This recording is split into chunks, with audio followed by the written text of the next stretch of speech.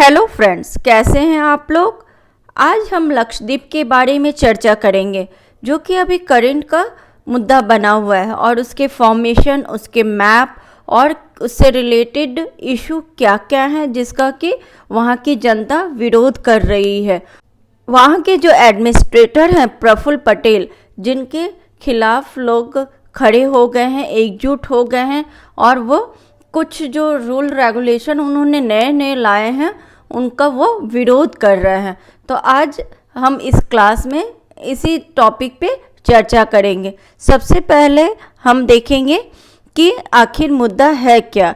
अभी मेन मुद्दा चल रहा है लक्षद्वीप फोरम बचाओ, यानी कि लक्षद्वीप को सेव करो, लक्षद्वीप को बचाओ, जो कि आइए आगे हम देखते हैं। क्योंकि मैंने लास्ट के वीडियो में भी बोला था, करंट का कोई भी टॉपिक होता है तो सिर्फ ये नहीं जान लेना है कि करंट में क्या चल रहा है, बल्कि उसके हिस्ट्री को भी देखना है कि आखिर वह इशू उठा क्यों है, पहले क्या चीज़ें थी, अब क्या चीज़ें हो गई हैं और आगे क्या चीज़ें होनी चाहिए। आइए हम देखते हैं। सबसे पहले हम देखेंगे फॉर्मेशन ऑफ लक्षद्वीप। लक्षद्वीप का फॉर्मेशन कैसे हुआ है।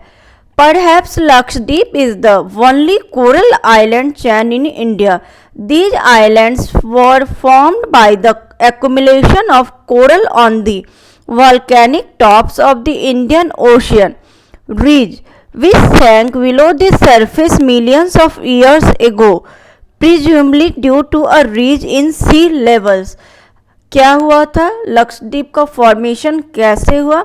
लक्षद्वीप जो है इंडिया में एकमात्र कोरल आइलैंड चैन है, यानी प्रवाल भित्ति से बना हुआ एक द्वीप समूह है जो कि कोरल के जमा होने से, यानी प्रवाल के जमा होने से बना है।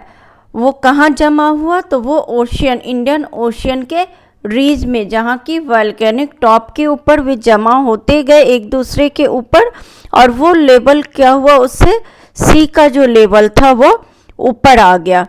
ठीक है, आगे आप यहाँ के पिक्चर में भी देख सकते हैं ये चीज़ कि ये जो लेवल है वो ऊपर आ गया है। ये किस चीज़ से बना है, ये कोरल रीफ से बना हुआ है।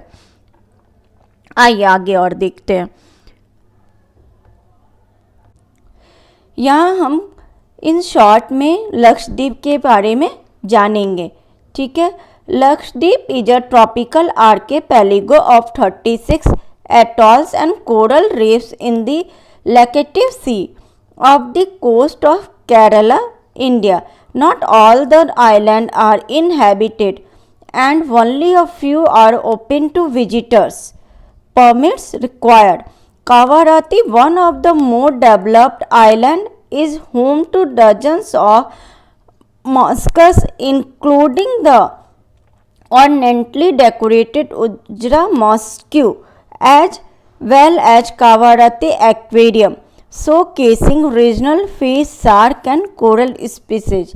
यहाँ क्या बोला जा रहा है कि लक्षद्वीप जो है वो द्वीपों का समूह है। कितने द्वीपों का, तो 36 द्वीपों का समूह है, और उसमें से सारे जो द्वीप हैं वो रहने के लिए नहीं है, कुछ ही पर इनहैबिटेटेड है, मतलब कुछ पर जीव जंतु ह्यूमंस रह रहे हैं। ठीक है, और जिसमें सबसे डेवलप्ड क्या है, कावाराती आइलैंड सबसे डेवलप्ड है। वहाँ बहुत सारे मस्जिद हैं, इंक्लूडिंग उजरा मॉस्क्यू है, जो कि कावाराती एक्वेरियम है, सो केसिन regional fish, shark and coral species वहाँ मेन स्पीसीज हैं, मेन फिश की प्रजातियाँ हैं। आइए नेक्स्ट में हम लोग देखते हैं इसके मैप को।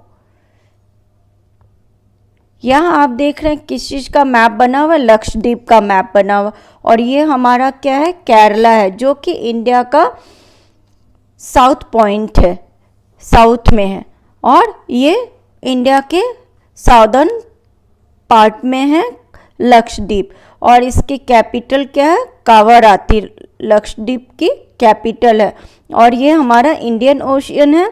और यहाँ क्या मिनिकॉय आइलैंड है जो कि बहुत ही फेमस आइलैंड है और ये इसका सबसे साउदर्न पार्ट है। और भी बहुत सारे इम्पोर्टेंट आइलैंड्स हैं यहाँ पे, जैसे कि आप देख रहे होंगे Androth island, Kalpeni island, Kavaratti islands, Agatti islands. तो यहाँ कुल मिला के अगर इनको काउंट किया जाए तो 36 आइलैंड्स हैं।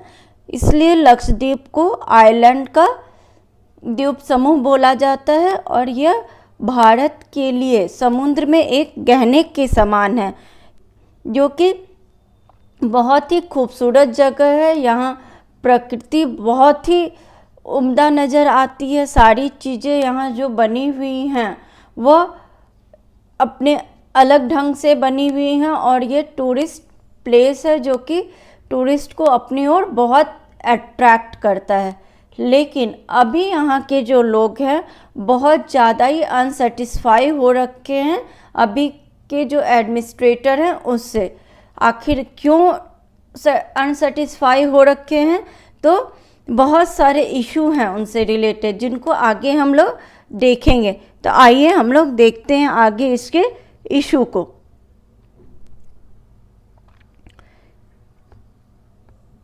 इशू इन करंट में क्या क्या इशू चल रहा है वो हम लोग देखेंगे। सबसे पहला इशू है anti social activity regulation act. Anti social activity regulation act, इसमें यह कहा गया है कि किसी भी व्यक्ति को 1 साल तक बिना पब्लिक डिस्कोर्स के हिरासत में रखा जा सकता है, जो कि इंडियन कॉन्स्टिट्यूशन के आर्टिकल नंबर 19 एंड 20 के खिलाफ है, जो हमारा फंडामेंटल राइट है, जिसमें 20 में यह कहा गया है कि किसी भी व्यक्ति को जब तक उसका अपराध सिद्ध नहीं हो जाता है तब तक उसको संरक्षण देना है, उसको आप नज़रबंद करके नहीं रख सकते हैं। लेकिन यहाँ पर अभी ये किया गया है जो पूर्णतः आर्टिकल नंबर 20 का उल्लंघन करता है। ठीक है। सेकंड है एंटी गोंडाज एक्ट।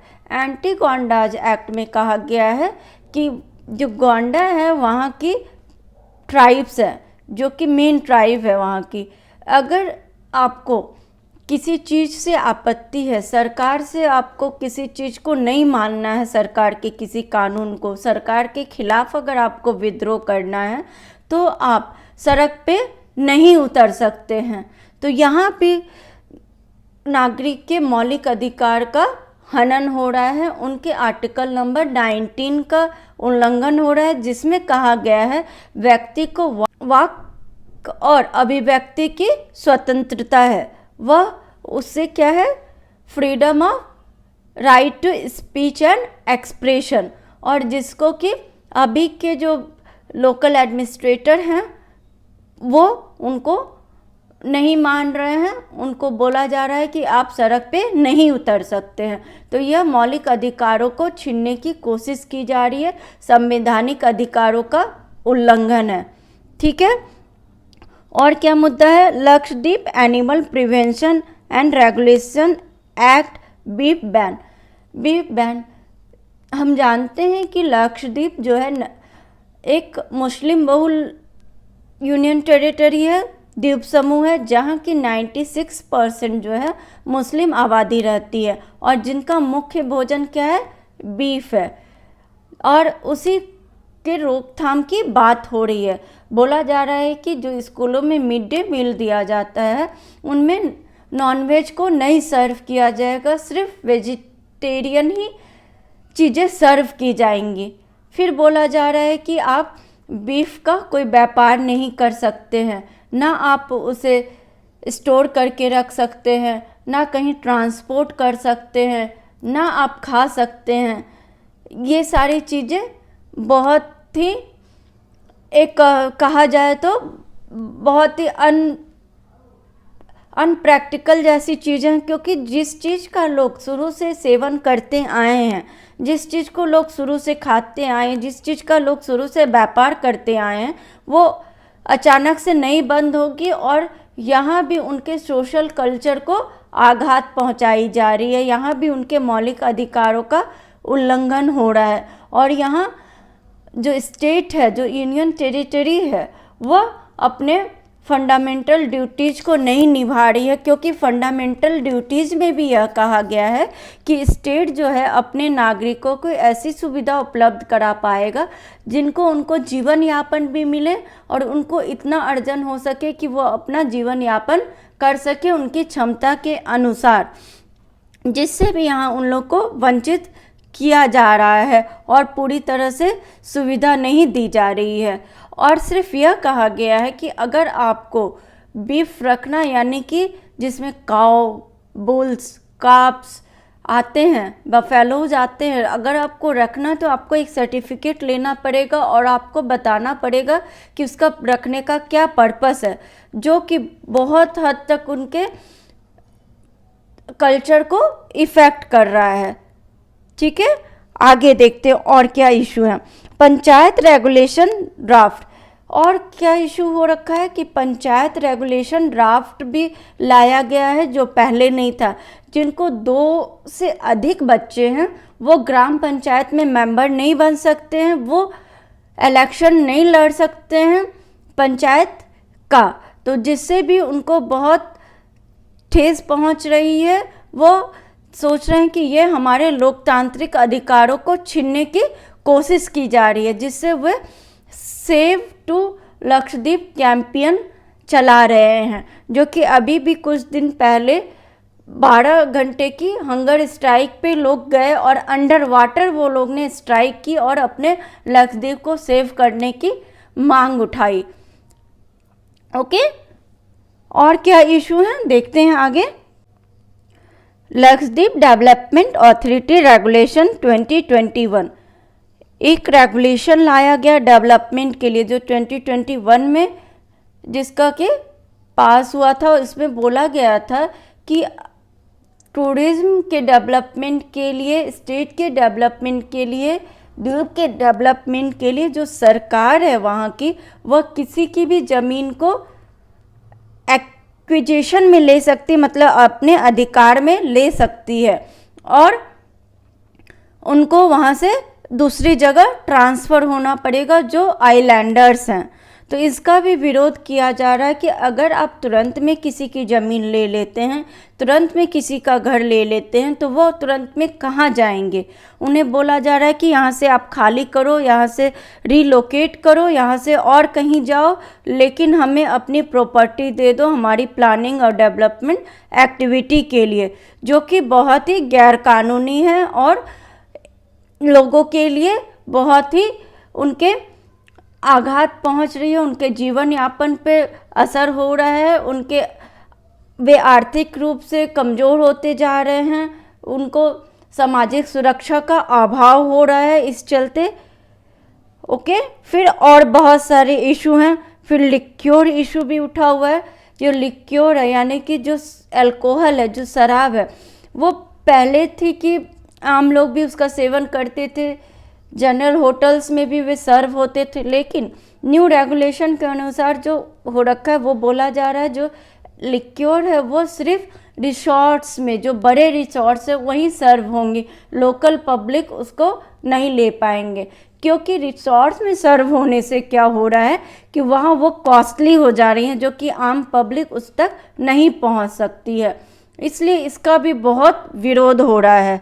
फिर लैंड एक्विजिशन, जैसा मैंने पहले बताया कि लैंड एक्विजिशन किया जा रहा है, जिसके अंतर्गत यह भी किया जा रहा है जो मछुआरे हैं, जो समुद्र के किनारे सेट लगा के उसके अंदर अपने इक्विपमेंट्स हैं, अपने नेट हैं, अपने नाव को रखते थे, उनको क्या किया जा रहा है, डिस्ट्रॉयड कर दिया जा रहा है और वह अथॉरिटी अपने अंडर ले रही है, उसको एडमिनिस्ट्रेशन अपने अंडर ले रही है और जहां उनको जो भी कंस्ट्रक्शन करना वो कर रही है। इसके कारण भी जो मछुआरे, जो फिशरमैन हैं, क्योंकि वहाँ का मेन ऑक्यूपेशन क्या है, फिशिंग है, उनसे उनको बहुत ज़्यादा परेशानी हो रही है। ये भी बहुत ज़्यादा इशू उठा हुआ है लोकल पब्लिक के द्वारा। फिर और क्या उठा हुआ है, कोविड-19 पैंडेमिक। अभी कोविड चल रहा है, पूरे वर्ल्ड में चल रहा है, पूरी दुनिया में चल रहा है, इंडिया में भी चल रहा है। तो पहले जब ये जो अभी के जो एडमिनिस्ट्रेटर आए हैं, उनके पहले ये रूल था कि अगर बाहर से कोई भी आ रहा है तो उनको 14 डेज की क्वारंटाइन होना बहुत ही ज़रूरी था, चाहे वो टूरिस्ट हो चाहे लोकल पब्लिक हो। लेकिन अभी हो गया है कि आप जो हैं, आप अगर बाहर से आ रहे हैं तो आप क्या कर सकते हैं, आप RT-PCR टेस्ट करवा के अगर आपकी रिपोर्ट निगेटिव आ जाती है, अगर आपके पास निगेटिव सर्टिफिकेट है, तो आप कोई ज़रूरत नहीं है आपको क्वारंटाइन होने की 14 डेज की, आप एज यूजल रह सकते हैं जैसे और लोग वहाँ रह रहे हैं। तो इससे क्या हो रहा है कि कोविड भी वहाँ फैलने की संभावना हो रही है और कोविड भी वहाँ फैल रहा है। इससे भी जो लोकल पब्लिक है वो बहुत ज़्यादा नाराज़ हैं। फिर और क्या कहा जा रहा है, Lakshadweep Maldives like to tourist spot, और बोला जा रहा है कि लक्षद्वीप को मालदीव के जैसे टूरिस्ट स्पॉट बनाया जाएगा, जो कि बहुत ही गलत है, क्योंकि मालदीव लक्षद्वीप से बहुत ज़्यादा डेवलप्ड है। मालदीव में पीने की पानी की भी बहुत कमी है, यहाँ लाइट की भी बहुत कमी है, कुछ लाइट सोलर एनर्जी से हो जाती है, और जो पीने का पानी है अगर आप टूरिस्ट प्लेस बना देते तो लोकल पब्लिक को वो पानी नहीं मिल पाएगा, और सारा जो पानी कहाँ चला जाएगा, वो टूरिस्ट स्पॉट्स में चला जाएगा, लाइक होटल्स में, रिसॉर्ट्स में, ये सब में चला जाएगा, जिससे कि लोकल पब्लिक को बहुत ज़्यादा हार्म पहुँचेगा। तो लोकल पब्लिक का ये कहना है, या फिर जिन्होंने कैंपेन उठा रखा है सेव लक्षद्वीप का, उनका यह कहना है कि पहले लोकल जो इश्यूज हैं उनको आइडेंटिफाई किया जाए, उनको दूर किया जाए, डिफरेंस को दूर किया जाए, और जो कमियां हैं उनको दूर किया जाए। फिर आप एक मॉडल लाइए कि इस तरीके से लक्षद्वीप को डेवलप करना है, लक्षद्वीप को एक स्मार्ट सिटी बनाना है, एक टूरिस्ट प्लेस बनाना है। क्लियर? मुझे उम्मीद है कि आपको लक्षद्वीप में जो अभी का मुद्दा उठा हुआ है वह पूरी तरह समझ में आ गया होगा। आपको जो डाउट्स थे वो क्लियर हो गए होंगे, और इसके अपडेट्स मैं आगे लेके आऊँगी। और अगर आपको किसी और भी आर्टिकल को जानने की इच्छा है या जानना चाहते हैं तो आप मेरे कमेंट बॉक्स में मुझे लिख सकते हैं, मैं उसका आंसर देने की आपको पूरी हद तक कोशिश करूँगी। Thanks for watching my video. अगर आपने अभी तक सब्सक्राइब नहीं किया मेरे चैनल को तो तुरंत सब्सक्राइब करें, जिससे आपको फर्दर की इन्फॉर्मेशन मिलती रहे। Till then, bye bye, take care.